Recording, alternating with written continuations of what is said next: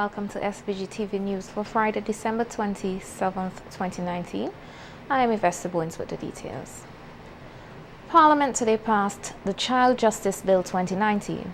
The bill, tabled by Minister of Social Development Frederick Stevenson, seeks to create a judicial process for children accused of committing offences and protecting the rights of children. The bill applies to persons under the age of 18 or who have achieved the age of 18 before the proceedings that have been instituted against him or her has been concluded, or persons over 18 but under 21 under the direction of the Director of Public Prosecution in special circumstances.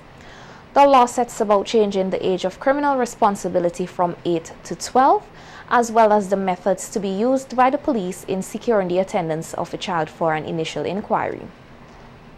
The new legislation also establishes a Child Justice Committee comprising of 2 social workers, a magistrate, and the Minister of Religion. Highlighting the many features of the legislation, Minister Stevenson said the bill also provides for an assessment of a child by the Child Justice Committee before the initial inquiry. Designated officer who receives notification from the police officer that a child has been apprehended, served with a summons, or issued with a written notice shall assess the child before he or she appears at the initial inquiry before the CJC. An assessment is intended to make recommendations regarding release, the possibility of diversion, and the placement of that child in a secure residential facility. So, Speaker, the information obtained at the assessment is not admissible in court proceedings against the child. Part 7 of the bill, which refers to clauses 27 to 30, provides for the initial inquiry of a child. The proceedings in this part of the bill, Mr. Speaker, shall be informal. Allowance for the attendance by the child, the parent, or an appropriate adult, the Director of Public Prosecutions, the designated officer who conducted the assessment, the representing attorney at law. Minister Stevenson said the bill further allows for diversion, which he said is designed to encourage a child to be accountable for the harm he or she caused, to meet the specific needs of the child, promote the reintegration of the child to the family and the community, as well as to prevent the adverse effect of having a criminal record. He said some of the options include a formal apology, a family time order, and placement under supervision for a specified time. Referral to counseling or therapy for a specified period, payment of symbolic compensation to a suspected person or an institution, that is to say, the giving of an object owned, made, or bought by the child, restitution of a specified object to a specified victim of an alleged offense where the object concerned may be returned or restored. Under Level 2, the options include all of the Level 1 options, Mr. Speaker, with specified periods where applicable. Community service without payment, provisions of some service or benefit to a specified victim in an amount which the family of the child is able to afford. And Level 3, the options include referral to a program with a residential element, community service without payment, and where the child is not attending formal schooling, compulsory attendance at a specified place, vocational or educational purpose. So these are some of the options as specified in this bill, Mr. Speaker. The law also mandates that a child be provided with legal representation and sets about provisions which allows for the release of a child into the care of a parent or an appropriate adult, with the exception of Schedule 3 offenses. Schedule 3. The offenses listed there relates to murder, rape, robbery. And it speaks of A, where there are aggravating circumstances, and B, involving the taking of a motor vehicle. indecent assault involving the infliction of grievous bodily harm, indecent assault on a person under the age of 18 years, any offense pursuant to the Drug Trafficking Offences Act or the Drugs Prevention of Misuse Act. If A, the value of the dependence producing substance in question is more than $100,000. Contributing to the debate, Prime Minister Dr. Gonsalves told Parliament, while significant progressive changes are being made in relation to child justice, a significant amount of persons might not support some of the provisions of the bill, and that such a public education campaign will be needed. One provision which the Prime Minister says may cause some public debate is in relation to flogging. The Prime Minister took the opportunity to highlight what the law says in relation to flogging as it relates to the criminal justice system. Says you can't flog a child. That is somebody under the age of 16. You can't flog them for assault with where grievous bodily harm has not been inflicted. You can't do it for malicious injury to property, where property does not exceed $500. You can't do it to any offense under any law enforced in the state relating to illicit possession of dependents producing drugs where the value involved does not exceed $5,000. You can't do it for theft where the value of the property does not exceed $5,000. You can't do it for any statutory offense where the maximum penalty determined by the statute does not exceed $5,000 or imprisonment for 2 years. Under the law, a child could still be flogged in the school setting, which the Prime Minister said is a grey area that needs to be ironed out. Who injures another child where there is nobody intended in the school and none of the parents intend to bring any police case, but a principal can flog that child. A teacher assigned by the principal can flog the child. But if that child were to be taken to the court, well, not to the court, come in with the criminal justice system, they're going to be, first of all, you have to have a preliminary assessment, a preliminary inquiry assessment. You have to do an inquiry of some kind. Then you have to go to a child justice committee, where none of it involves any flogging and none of it would involve any imprisonment. You don't have a record, but yet flogging is on the books in the schools. So that is something which the Minister of Education and the people in education have to work out with social welfare. The Child Justice Bill 2019 was supported by members of the opposition who considered it timely in protecting the rights of children, including those who are in conflict with the law. Opposition leader Dr. Godwin Friday and Senator Kay Batiste said if implemented properly, the law will achieve its objectives. Mr. Speaker, is an attempt to implement that rehabilitative aspect of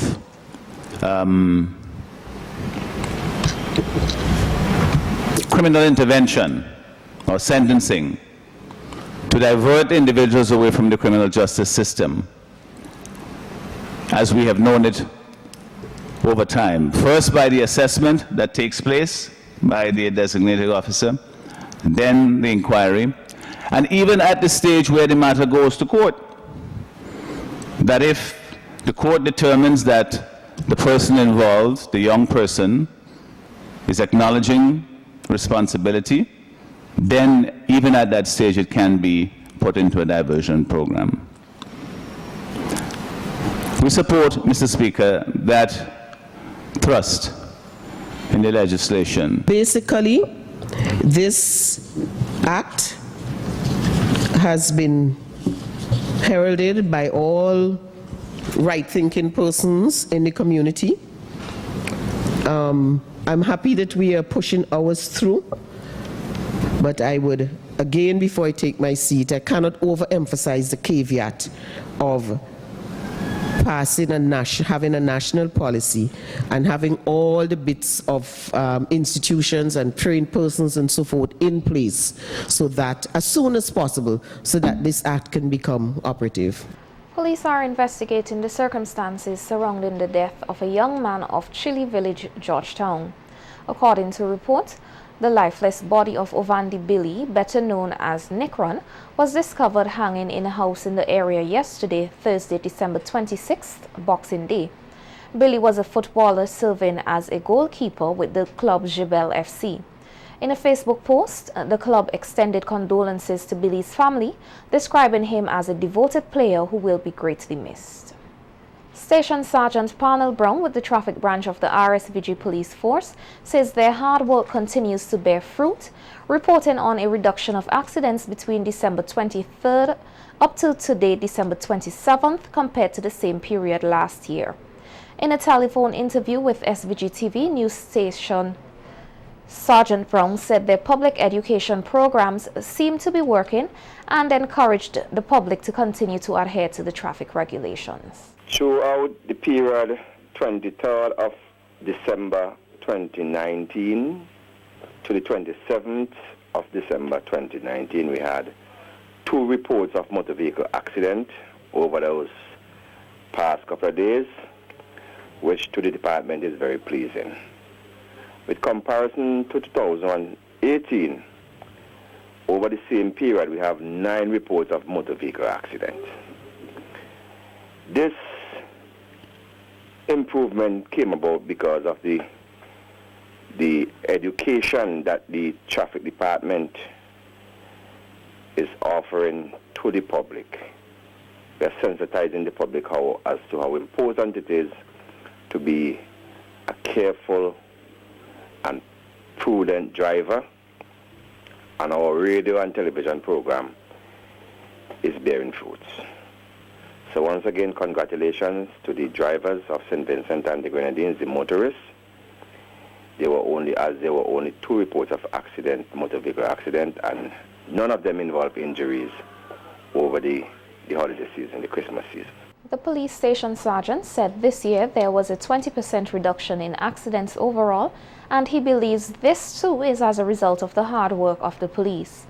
Noting that the festive season is not yet over, with persons preparing for New Year's Day celebrations, Station Sergeant Browne again appealed to persons to desist from drinking and driving. If you are going to drink, have a designated driver. If you're not going to drink,